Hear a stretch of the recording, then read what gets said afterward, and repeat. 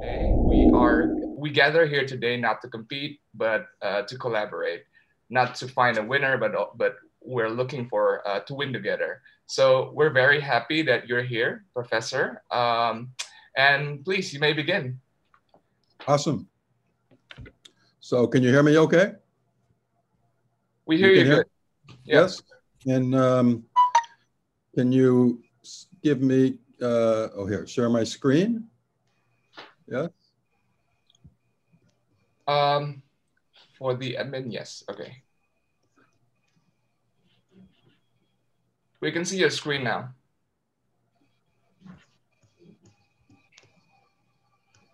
All good?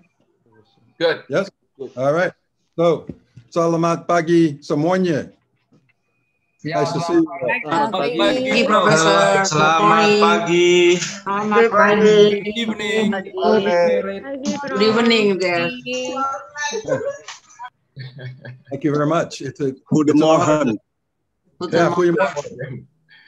Kan ook Hollands spreken. Yeah. So it's nice to see you all. I'm honored to be given the chance to talk to you all. As you may know, I was born in Bogor, and I have lots of family who have deep Indonesian roots. So it's really an honor to be able to speak with you all. So I'm going to be talking about the resilient city of the 21st century, and I will be joined by two colleagues, John Driscoll and Bruce Purdy. As you may know, I am the director of the National Center for Smart Growth at the University of Maryland. And John and Bruce are both planning professionals who have done professional planning all over the world. So I'm anxious and very pleased to be able to share this presentation with you. And in the spirit of informality, I think it's nice that we break this presentation up into three parts. So I just want to say a little bit about the National Center for Smart Growth, which I direct. It is a research center at the University of Maryland that is affiliated with four schools: the School of Architecture, Planning and Preservation, the School of Public Policy, the School of Engineering, and the School of Agriculture. And the notion is that smart growth is a multidisciplinary endeavor, and therefore we need the expertise of people from all over campus. So I'm going to talk about resilience today. And before I do, I want to congratulate you on your receiving the award for sustainable transportation. That's an awesome award, and I want to congratulate you on that. So if you're interested in seeing more about the Smart Growth Center, I have the URL at the bottom of this first slide, and please link on it anytime you get a chance and check us out. So I'm going to be making a presentation here in 5 parts, again, shared with my two colleagues, John and Bruce. So the first part is going to be talking about what is a resilient city. I'll be talking about the factors and strategies that lead to resilience. I will then turn it over to my colleague, John Driscoll, who will talk about the keys to implementation. I will then turn it over to my colleague, Bruce Purdy, who will talk about a case study of water resource management in Phnom Penh. And then hopefully we can have a conversation about the implications of what we have to say for Jakarta. Everybody hear me okay? Everything's going well? Okay. It's good. It's good, Professor. Good.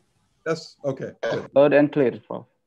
All right, terrific. So what is a resilient city? One definition by the resilientcity.org is as follows.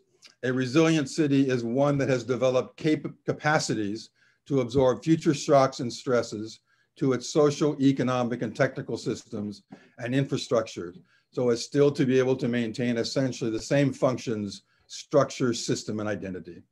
And the key parts are here, the ability to absorb shocks and stresses. And the other key parts are the social, economic, and technical systems.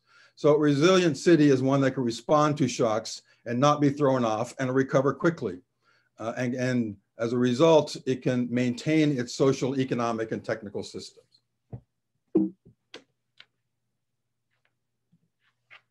So some qualities of resilient cities include the following terms. I won't spend too much time talking about any of these terms, but these terms are in a sense complementary and somewhat So, thematic with resilience. So a resilient system is reflective. It's able to learn and adapt over time. It's robust. It can suspend the limits and spread of failure. It can limit the spread of failure. It's flexible, that has alternative strategies. It's integrated in such that all these systems work together. It's resourceful and can easily repurpose. It's redundant and have backup capacity. So if one system fails, another can cover the ground. And inclusive. So broad consultant and communication and inclusive of all members of society.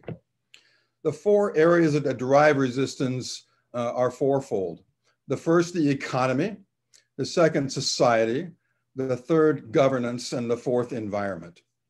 And an economy that is resilient tends to have a diverse industry. It's dynamic and growing, so it is able to resist shocks. It has conditions that allow innovations to take place and adopt to new changes. And it provides access to employment, education, services, and skill training.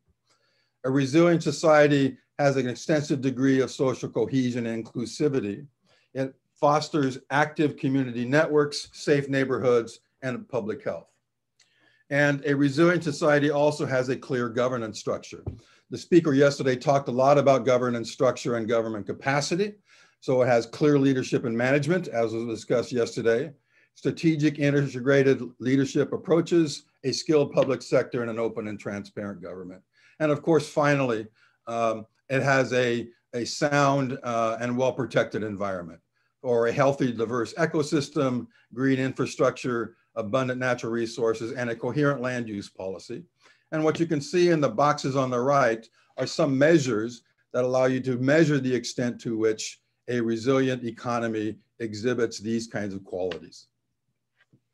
So among the resilient factors, or in other words, the sectors of a society that needs to exhibit resilience include infrastructure, energy, transportation, public health, land use, and of course, economic growth. And I will briefly go over each of these.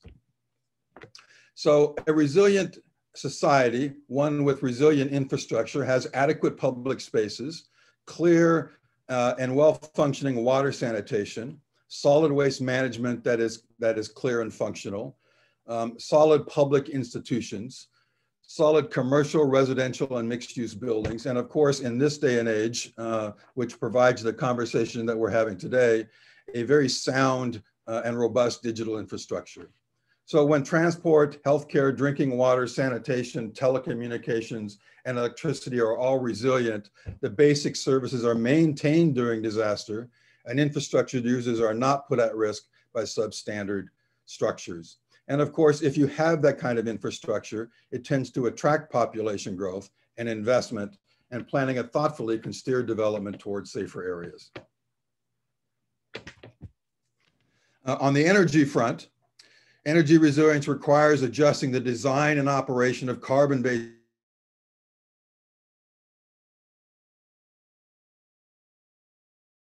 and increase in electricity generated by wind and solar. A resilient energy sector has limited dependency on oil. It increases and relies heavily on the use of renewable energy. It's in the process of transition from carbon to post-carbon cities. It provides energy security and enhances energy reliability and redundancy. On the transportation front, and I know you'll be hearing more about transportation by the next keynote speaker, transportation resilience is defined as the ability of a transportation system to move people around in the face of one or more obstacles to a normal function. And a resilient transportation system is efficient, it is walkable, it has multimodal options,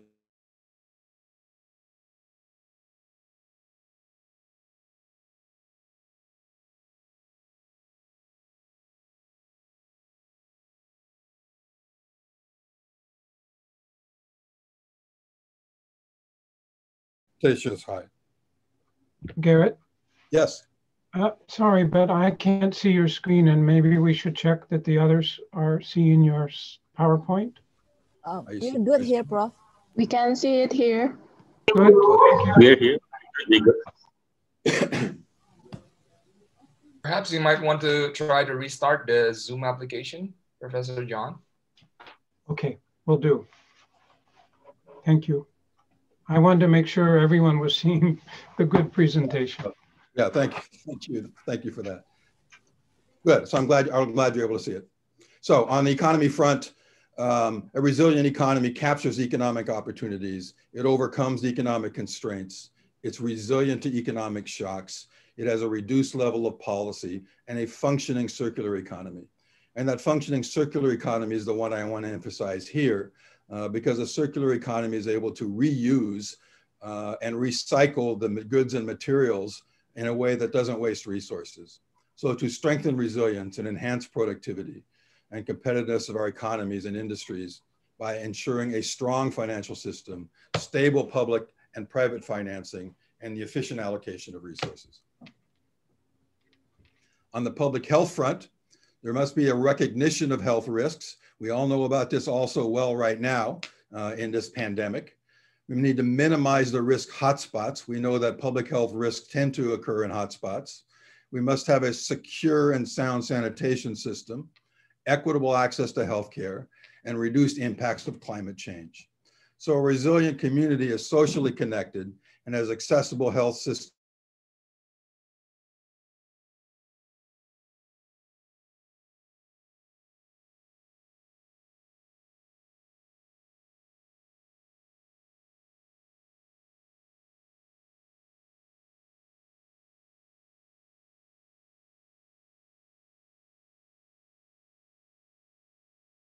Smart growth centers spend most of our time focusing on.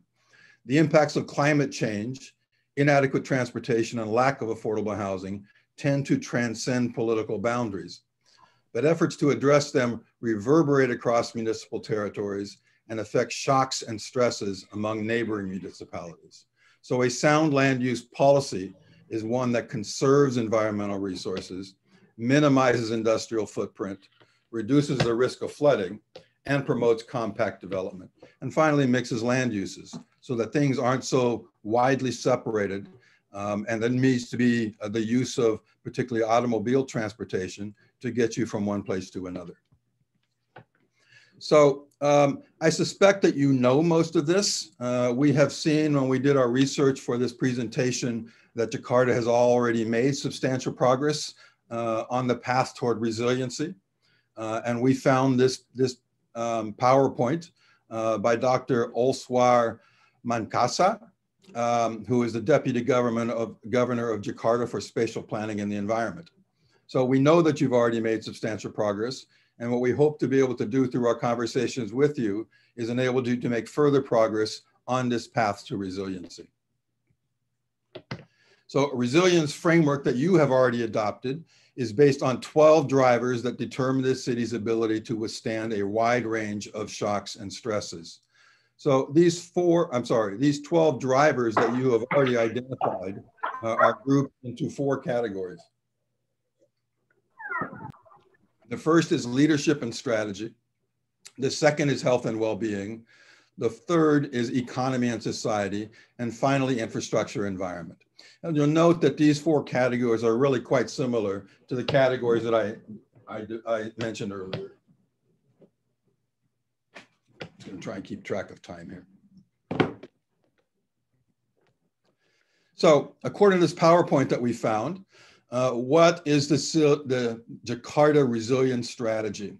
And from what we have seen, you have identified your resilience strategy into 3 part life cycles, part 1, part 2, and part 3, and broken that up into phase 1 and phase 2. So you started with the city onboarding, scouting, workshops completed, CROs appointed, cities in strategic phase 1, and so on. So today, it appears as though you are on the opportunity assessment, and we hope that some of the material that we provide for you will be able for you to capture that assessment even better. So in your process of moving toward resilience and your resiliency program, you have identified grand designs for Jakarta, and you've made progress on your city resilience strategy. So you identified grand design based on community-based disaster risk reduction, grand designs for addressing slums, grand designs for air pollution, and grand designs for groundwater. So it appears as though you folks in Jakarta have already made tremendous progress on this front. But according to this PowerPoint at least, and what we have learned, and you can correct me if I'm wrong, that what you have identified as needing to do next is working with the surrounding local government in the greater Jakarta metropolitan area to develop a plan not only for the city of Jakarta, but for the greater metropolitan area. Have we understood this correctly? I welcome your feedback on that question. Yes, but just to give you an update on that, recently the national government just issued a presidential decree that puts together all these municipalities in a task force. It's the presidential decree number 60/2020. Basically, the task force is tasked to solve this kind of problem, especially flooding and clean water. Okay. And are you going to be then pursuing some of these metropolitan strategies as part of the national strategy? We're still in the early initiating phase of that, but hopefully, yes. Okay, terrific. Then hopefully, and when Bruce talks later on, he will talk specifically about examples of water quality management that I hope will be useful to you in your efforts toward resiliency. So what I want to talk about next for you is some strategies and keys for successful planning at the metropolitan scale. We've done a lot of metropolitan planning, and the National Center for Smart Growth, which I direct, has helped many metropolitan areas do planning for resiliency and smart growth. So we've worked in the Portland metropolitan area, the Chicago metropolitan area, and of course in the Baltimore and the Washington metropolitan area. So one of the keys for successful planning at the metropolitan scale, I would suggest, is resisting the fantasy of a comprehensive hierarchical regional plan. And what I mean by this is that if you look at that illustration of the classical hierarchical model, one can imagine that in the ideal situation, you have a metropolitan plan which oversees and embeds comprehensive municipal plans, and those comprehensive plans embed local functional plans.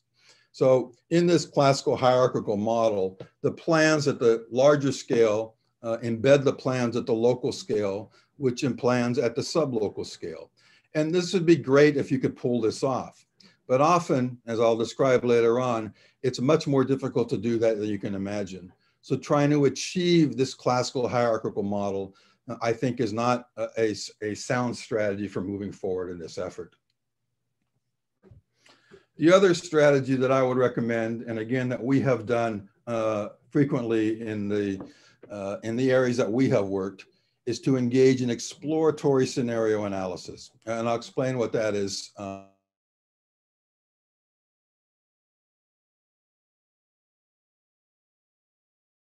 Is to identify robust and contingent strategies. And again, I'll provide more explanation about what I mean by that in just a moment. So one way to think about plans and planning at the national level, at the local level, at the metropolitan level, is not as a nice and neat hierarchical system, but one instead embedded in what I call a system of plans. So what I've illustrated in this diagram are plans at multiple scales that address multiple issues. So you might have a national development plan, for example, or a national transportation plan, and some regional function plans for things like water and wastewater and transportation. You might have local comprehensive land use plans that address housing and commercial uses and industrial uses. And you might have a regional wastewater treatment plan. The thing about these plans, which are done at all different times by all different agencies, is that they often have different geographic scales. They often have different horizontal horizons. That is, some of them are 50-year plans, some of them are 20-year plans, some of them are 5-year plans, and some of them are even shorter than that. And in fact, it makes much more sense for plans to be dictated by the issues that they are being addressed, not to try to embed them and have them all be covering the same geographic area and the same temporal scale. So as I have written here, because planning problems occur at multiple scales and are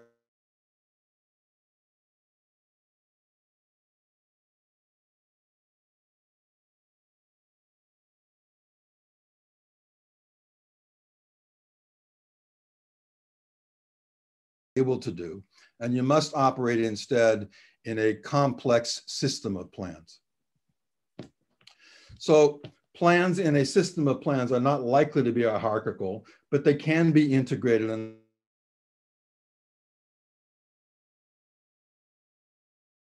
have some regional functional plans. And we have, coming at different times, more land use plans, more or a different regional wastewater plan, which must be dictated by the geography of that wastewater treatment area, the National Transportation Plan, and the National Development Plan. And the important concept here is that these plans are not all the same scale. They're not all on the same temporal scale. They're not done by the same units. And so what must be done is the recognition that it is not likely that a rational planning process that is nicely hierarchical is what you must confront and you must be able to deal with. So instead, what you need to look for are logical linkages among these plans and to try to tie plans to each other through those logical linkages.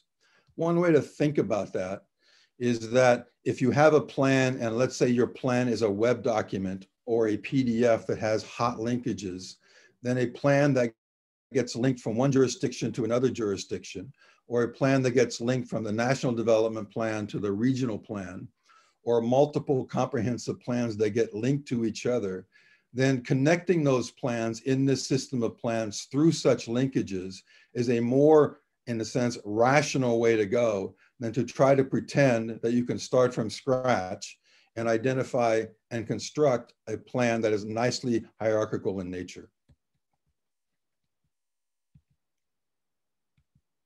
The second strategy that we recommend and that we have often engaged in is to engage in exploratory scenario analysis.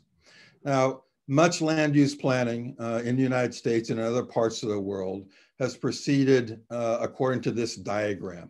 So one way to think about planning that this diagram is trying to illustrate is that on the far left, you have different urban forms. So you might have a compact urban form or a sprawled urban form or a satellite city urban form.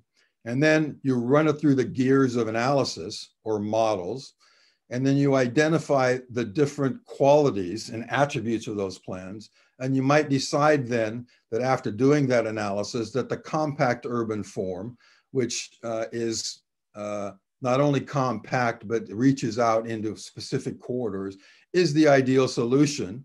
And then you adopt that plan and you say, here's what we're going to do. So this is the way planning has evolved at the metropolitan scale in many places in the United States.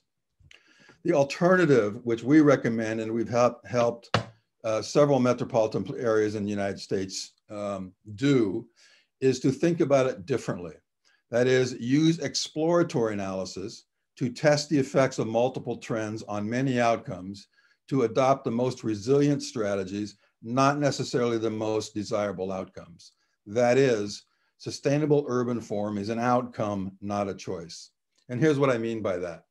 So instead of saying, we could have compact growth or we could have sprawl, and we'll analyze those and we'll decide that the compact growth is what we want. The truth is, you really can't choose what kind of urban form you want. What you're able to do is choose different policies that you hope will lead to what you want. So in an exploratory analysis framework, what you do is you look at trends with respect to the economy, the bags of money on the left-hand side, the demographics, the environment, and you explore those trends. You run that through your analytical framework, and you identify that under certain conditions, you're going to get a sprawled or a linear or a satellite city urban form. And then you choose the policies that you hope will lead to the urban form that you desire.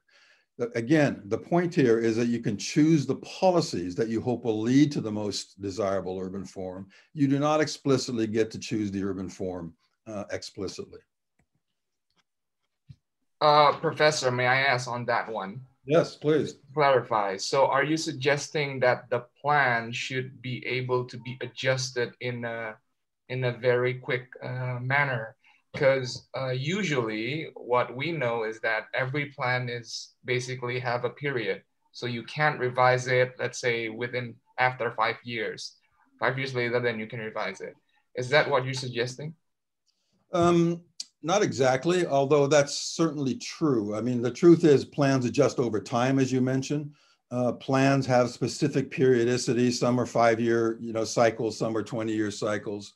The point I'm trying to make is that the plan is really a series of actions that you're going to do at various points in time that will lead to a different outcome. You don't actually get to choose the outcome. What you get to choose are policies that will try to lead to that outcome. Let me try the next couple of slides and see if I can make that more clear. Okay? Okay. All right. So in doing exploratory scenario analysis, what you do is identify the driving forces, and then you construct different scenarios. So for example, you get a group of intelligent folks together, well-informed folks together, and this builds on the conversation that, again, the speaker yesterday was talking about, engagement and collaboration. And you get those folks in a room, and you identify factors that are really important from respect to a regional planning perspective. So what are the big forces that are going to affect the future of Jakarta? Well, I'm guessing those forces are things like demographic growth, or economic growth, or climate change, or weather events, or technological change, or gas prices.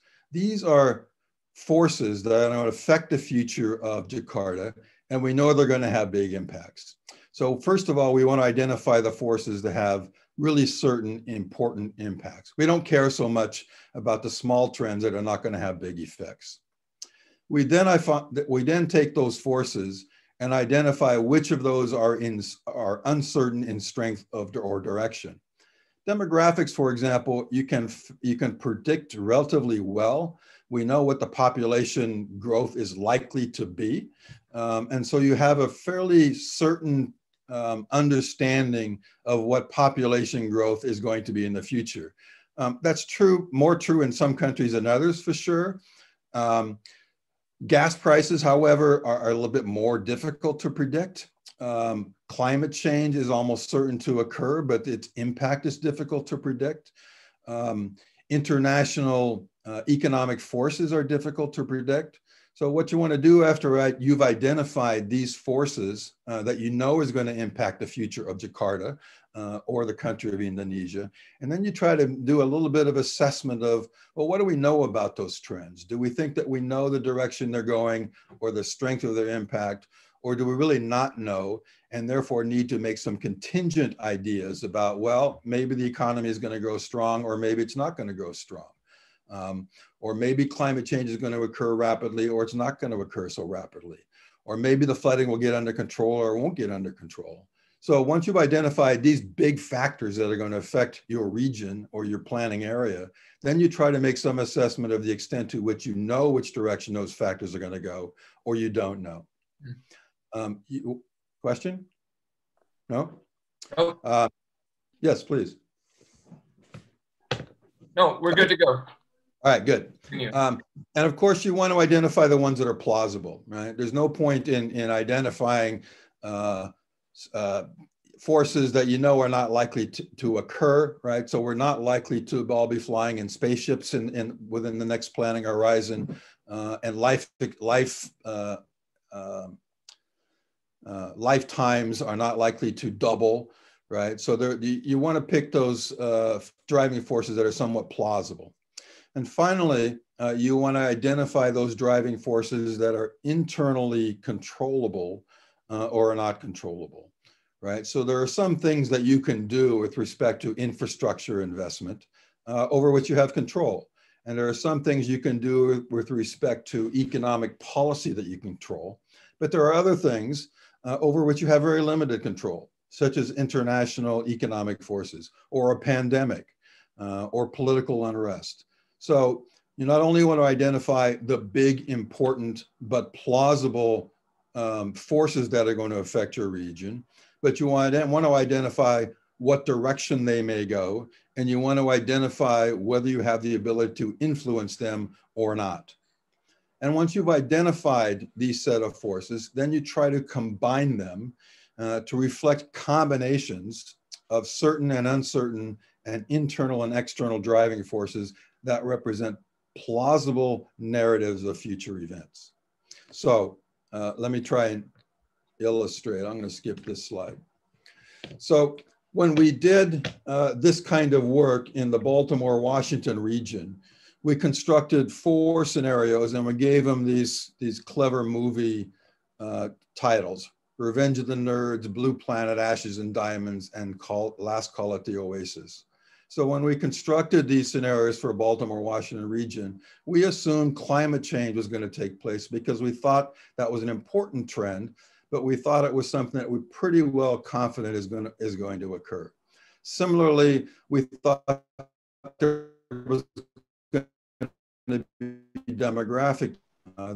Immigration was only going to be at a certain level, but we know that population reproduction was going to occur at a certain level. So we built those certain forces into every one of these strategies. But we constructed these alternative scenarios with various combinations over the things over which we had little control and we weren't sure which direction that we were going to go. So in the Revenge of the Nerds scenario, for example, you see the fuel bar here, the little purple one down. We assume in that scenario that fuel prices, gas prices in particular, that the government was not going to grow very rapidly, but there was going to be a relatively rapid adoption of technology. And so in this scenario, we assume that we were likely to see the adoption of autonomous vehicles, and in particular, not electric vehicles, but autonomous vehicles, and that the economy was not going to grow relatively rapidly. And so we we constructed a scenario that captured those events. In the Blue Planet scenario, we said, we don't know what's going to happen to fuel prices, but we better have a scenario in which fuel prices rise rapidly. So we assume a rise in fuel prices in that scenario, a somewhat of a growth in government spending, because we are in the Washington metropolitan area really heavily affected by what the federal government does. And again, a rapid adoption of technology. So in this scenario, for example, we assume that there would be rapid adoption of electric vehicles because fuel prices were high and technology was high, and then we're going to build the technology and the infrastructure to see the adoption of electric vehicles. In Ashes and Diamonds, we assume low prices, the government is not going to spend a lot of money and not a lot of technology, so no autonomous vehicles and no electric vehicles. And in the final one, Last Call at the Oasis, we assumed really high fuel prices. We assume that there will be a lot of growth in spending by the government and government regulation, but not the rapid adoption of technology. So by constructing these scenarios based on different combination of these trends over which we had no control, we then constructed these scenarios and thought about, well, what if the economy, what if the region grew according to this scenario captured by the Revenge of the Nerds? And we're not arguing, and we didn't argue, that any of these scenarios were going to happen, but we found, or we suggest that they were all plausible if the certain combination of driving forces led to this possible outcome. So once we had those particular scenarios constructed, then what we did was try to identify robust and contingent strategies. So a robust strategy is a set or sequence of policy decisions that lead or led to preferred outcomes regardless of the outcome of uncertain events. Whereas a contingent strategy is a set or sequence of policy decisions that lead to preferred outcomes that depend on the outcome of uncertain events. So a robust strategy, one can think of it this way. A robust strategy is something you would probably want to pursue in every scenario, whereas a contingent strategy is one you'd only want to pursue in certain scenarios. So in the transportation example below, investments in light rail transit are really cost effective when we have really high energy prices and the slow adoption of autonomous vehicles. In that case, investments in transit is a contingent strategy. If you have really low gas prices and you have the really rapid adoption of autonomous vehicles, then investments in light rail transit is not likely to be a preferred strategy. So in that case, how much you want to invest in transit depends on these things over which you have little control: energy prices and the adoption of autonomous vehicles. On the other hand, because they provide important health benefits and facilitate short but not long distance travel, investments in pedestrian infrastructure provide significant benefits regardless of energy costs or the adoption of autonomous vehicles. Investments in pedestrian infrastructure make sense regardless of what we assume about energy costs or autonomous vehicles. And therefore, we think that's a robust strategy, and we think that that's a suitable strategy in each of those four scenarios that I described earlier. So what you want to do when you're doing a plan, and this gets back to the point about changing a plan over time, is you need to measure and monitor those driving forces that I mentioned earlier to see what direction they are going. So if you, very early in the planning process, you can identify those robust strategies. In the very simple example I mentioned, invest in pedestrian infrastructure, for example, but you may want to wait a while on investing in the light rail transit, depending on what you think is going to happen to energy prices and the rate of adoption of autonomous vehicles. So those robust and contingent strategies perhaps are not easily decided at one point in time, but as was asked earlier, you may want to monitor these over time to adjust the plan and change your strategies as more information becomes available.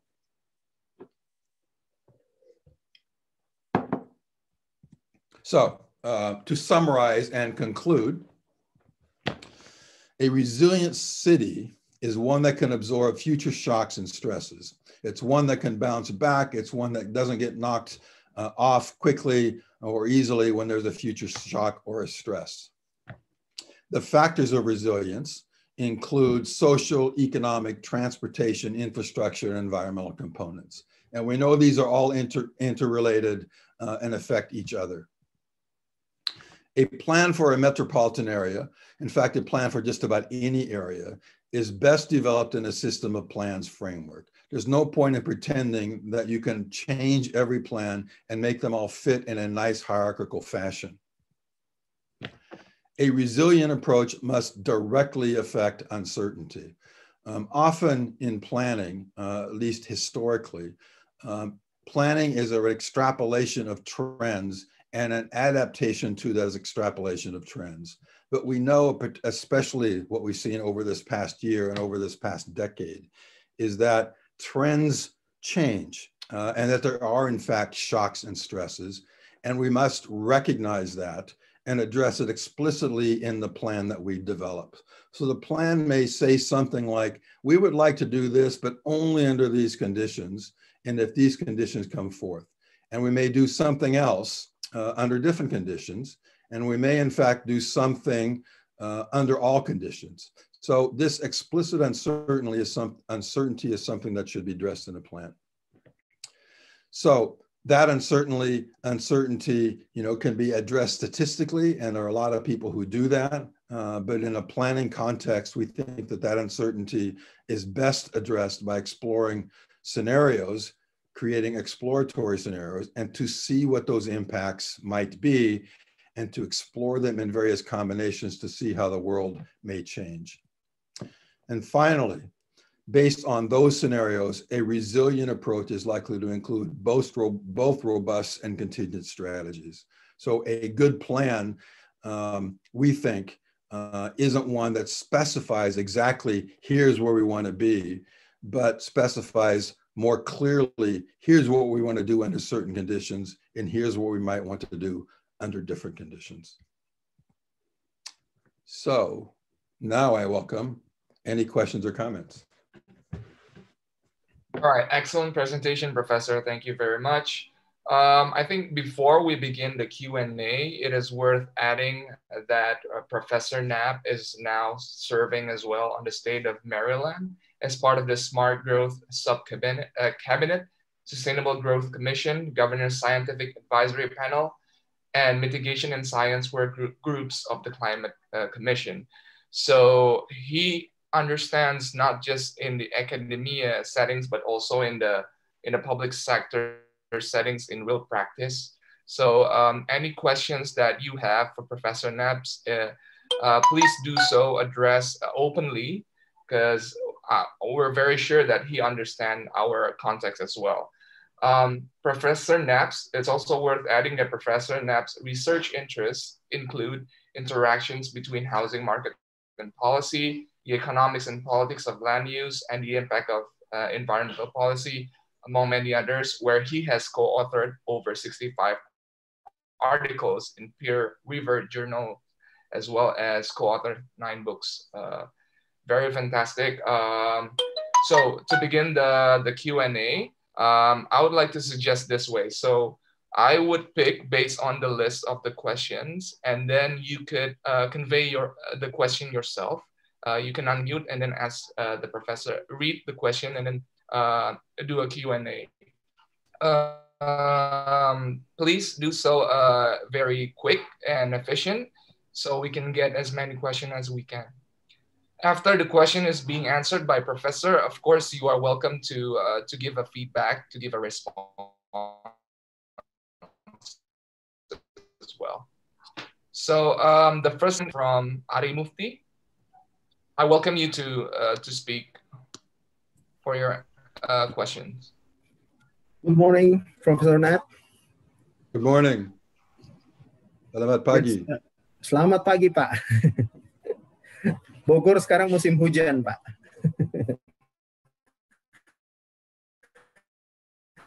Yeah, you got me there.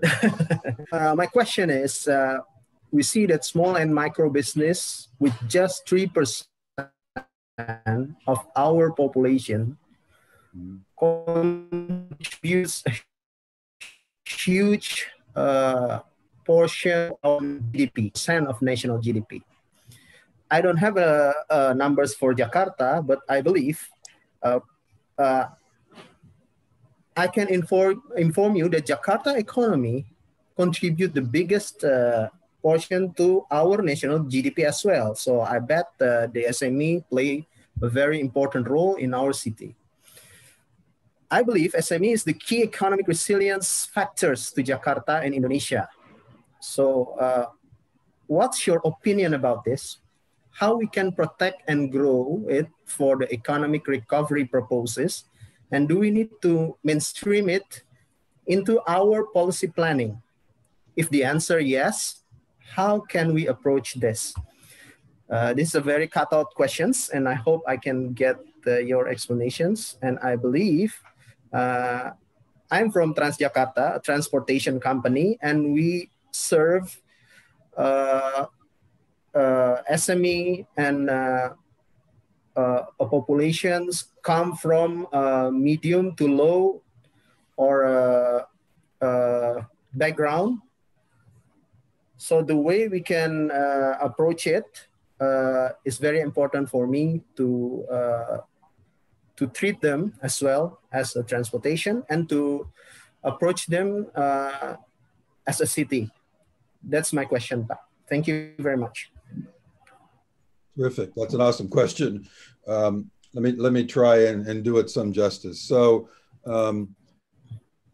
let me repeat a little bit of what I heard and acknowledge that that it seems to me correct that that the economy of Jakarta is made up of a lot of relative.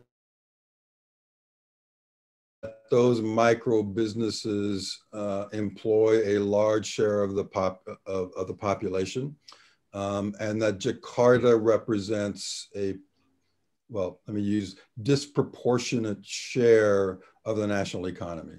So for that reason, right, Jakarta is an extremely critical component of the Indonesian economy, and therefore the small businesses are a critical component of the economy of Jakarta. And not only that, these businesses that I think you've described are very critical components of the transportation infrastructure.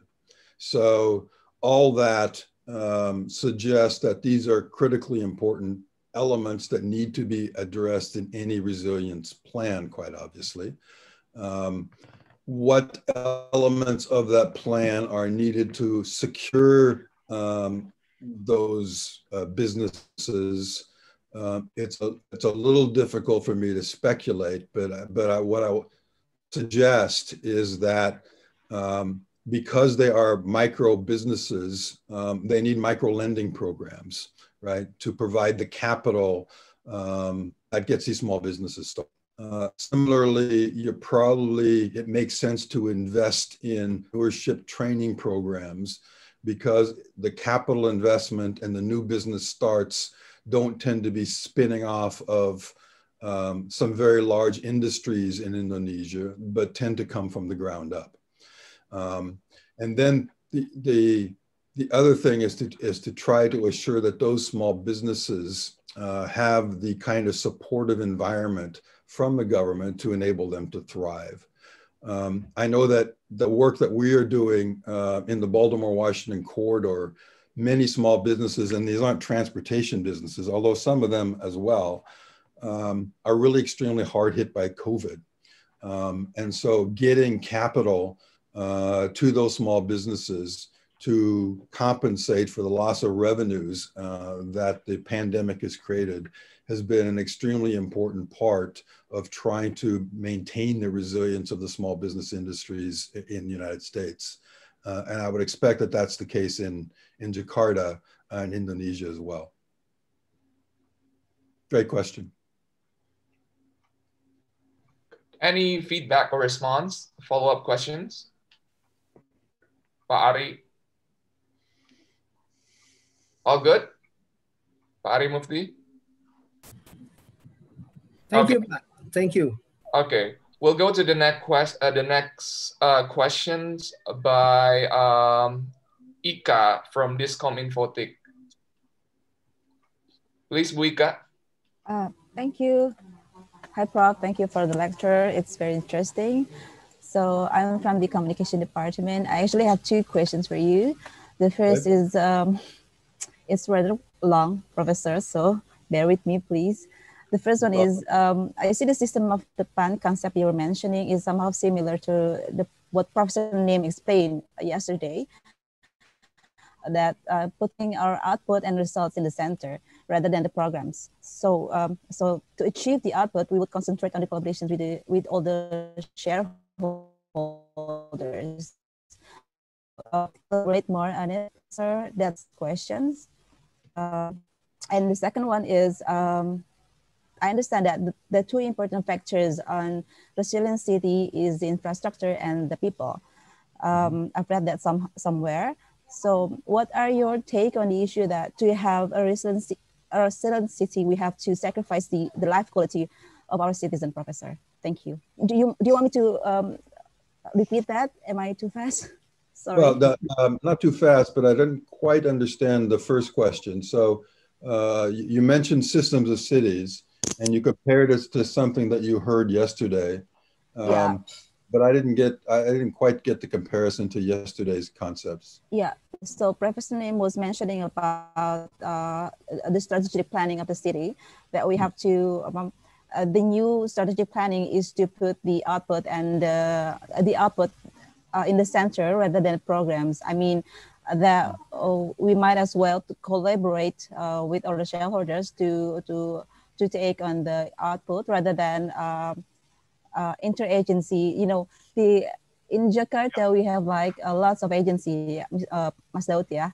We have a lot of agency, and that we are making our own goals, each of agency, and then Professor Nim proposed rather than not proposed, I think, mentioning about the newest way to have a better strategic planning is to put all the aims, all the results, all the outputs that we concluded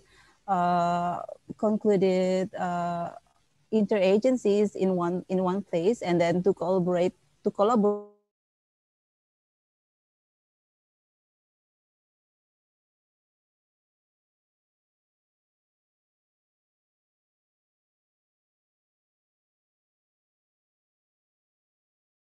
is the intention or the desirability for de-siloing agencies, right? So exactly. That agencies tend to have programs in mind that they need to carry out instead of looking at what it is they're trying to achieve. And it is similar to the systems of planning concept. I guess a difference is, and it's not a clearly distinct difference, is that the de-siloing or the notion of siloing tends to be within a particular government agency, right? Or a particular government, right? So the city of Jakarta will have social service agencies and transportation agencies and wastewater agencies, and that they tend to be, very focused on their programs and not so much on focusing on the resiliency and the welfare of the people, I think is what I heard him say. And the systems of cities thinking is similar to that. The difference, I think, is that in a systems of cities framework, you're not only dealing with a particular unit of government and the de-siloing there, but the relationships between governments, right? And maybe that's not as profound and as difficult in Jakarta as it is in the United States.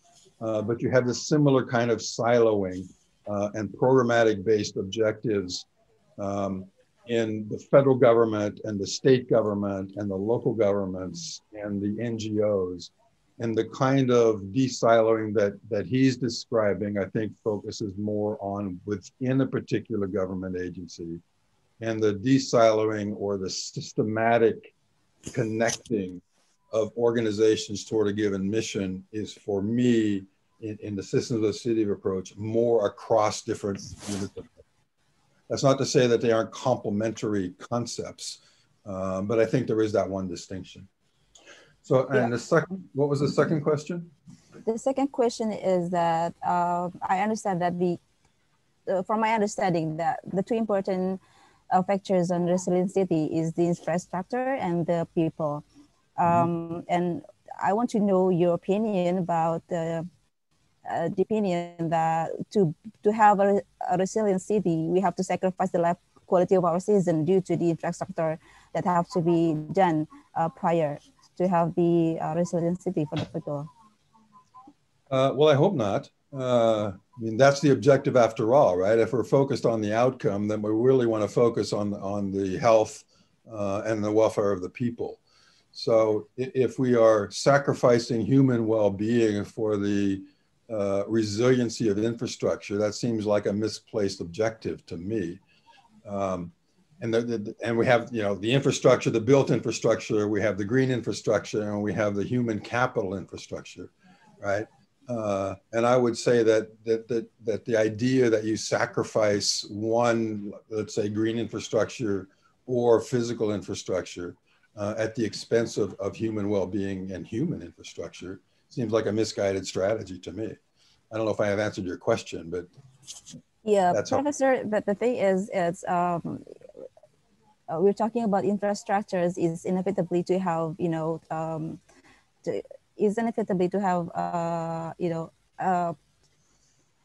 let's put it this way, yeah.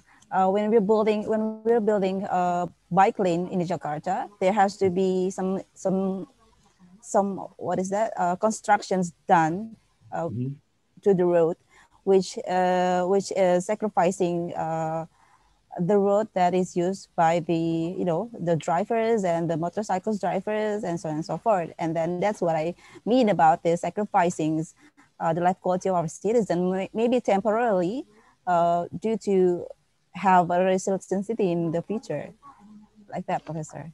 Yeah, well, I guess two reactions. I mean, one is, there are trade-offs, right? I mean, I'm trained as an economist. You can't have everything you always want. So, if you're going to use more space for sidewalks and for bike paths, you may have to sacrifice some for the motorized vehicles. I mean, that's just a fact. The question is, what is the optimal mix, right? I mean, how much space, transportation infrastructure space should you dedicate to motorized vehicles, and how much to, human-driven vehicles? That's partly a policy decision. I mean, it clearly is a policy decision. But I think you have to be honest that there are trade-offs there. You also have to be honest that sometimes there is short-term sacrifice for long-term gain, right? So we have, a light rail system coming, right through our campus, and the businesses are very unhappy because there's a lot of construction disruption, and some small businesses will get displaced, and that's an unfortunate thing, and no one thinks that that's a good thing. And you should try to provide government support to make sure that people aren't disproportionately affected. But the truth of the matter is, construction has to happen if you're going to have, new infrastructure. So sometimes you have to make some sacrifices in the short term, for the long-term gain. Thank you so much. Thank you, Baika. I think it's very important to note, Professor, that most of us in Jakarta, probably in this chat room, some of us grow seeing the car and the motorcycle as the primary transportation. Mm-hmm. And the current the current governor is trying to change that. We're trying to prioritize bicycle, mass transportation as the top of the transportation priority. And seeing that is uncommon for most of us who grow with cars. So yeah, it can be very subjective, but I think what Professor told us is really true. It's not common, but for long term, it's very, we will have a much better condition. So the next question, I would like to invite Endra from Biro KSD. Please keep it very short so we could accommodate as many questions as we could. Just keep it to one question, and then you can give a feedback after that. Pak Endra, please. Yeah, thank you, sir. Good morning, for Professor. I to realize the resilience of the city of Jakarta, collaboration between other supporting local government around Jakarta, like Bogor, Tangerang, Depok, or Bekasi is required. The problem is that the region concerns have different emphasis in realizing the resilience of their cities. For example, Jakarta aims for a city of collaboration, while Tangerang for poverty alleviation, Bekasi for industrial development, etc. Mm-hmm. How to make these differences of common force in realizing the resilience of the city of Jakarta? So, thank you. Yeah, well, that's a hard question. It's a good question, but a hard one. I mean, it's a little bit like one of these trade-off questions again, right? So as I think of what I've heard you say is that there are different parts of the metropolitan area that have different objectives, right? That certain parts of the metropolitan area want growth, others want traffic congestion relief, other wants environmental quality. And how do you choose which avenue to pursue? Is that what I heard you asking or commenting? Did I misunderstand? I think his point is when different municipalities that is close together have different priorities, how do you make sure that we are aligned and achieve a common goal? I think the fundamental of the question is that. Yeah, well, it's hard. This is trying to get, it's like trying to get people to agree. You're trying to get municipalities and local governments to agree. I think here's where I think planners can be helpful, is that to demonstrate through some technical analysis and through some collaboration and conversation that there are mutually beneficial goals that can be pursued if everybody collaborates and works in the same direction. So you can have industrial growth perhaps if some of the benefits of that industrial growth are shared with some other other parts of the area. Or that if you allow that industrial growth to exceed too much, then air quality is going to be depreciated in other parts of the metropolitan area. So I guess the recommendation, or there's no solution, right? What you need to create is a process by which there is conversation and analysis and mutual understanding of what happens when we go in certain directions, and hope that through a collaborative process, you can achieve some consensus on the direction that the metropolitan area has to go. Pak Endra, any feedback, response?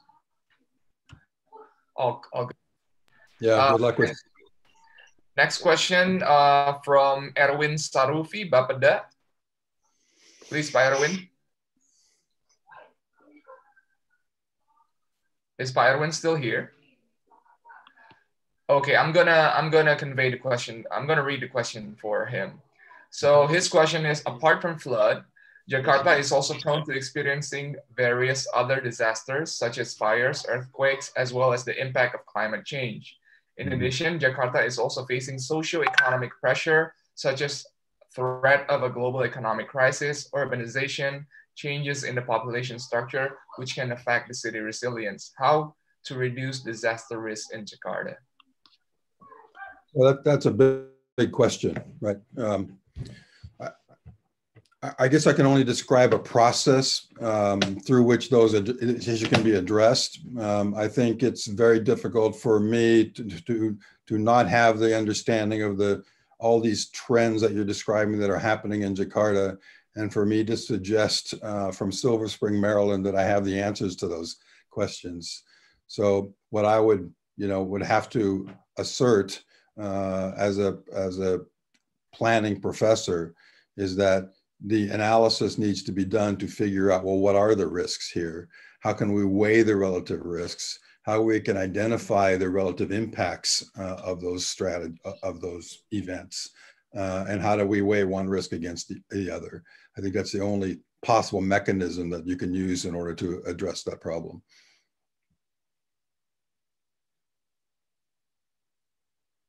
Pak Erwin, any feedback, response? Okay, thank you. Please permission, Prof. I am Erwin from the Jakarta Region Development Planning Agency. Geographical condition, geology, and position on the global economy owned by Jakarta have caused Jakarta to face various threats related to climate, tectonic, and even threats from global market failures. In addition, Jakarta is also experienced the threat of hydrological disaster, such as floods, tidal flooding, and sea level rise, because 40% of Jakarta area is below sea level, especially in the northern part of Jakarta.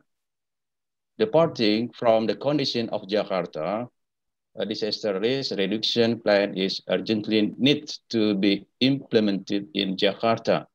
The plan also includes steps to enhance the prepared culture of the Jakarta people, especially those living in disaster-prone areas. This is how to reduce in the rise. Okay, thank you. Okay, I guess that's just a response. Yeah, Pak Erwin, it's not another question, right? Yes. Okay. Would you like to give a comment on that, Professor? No, I think, thank you, the comment, Professor. Okay.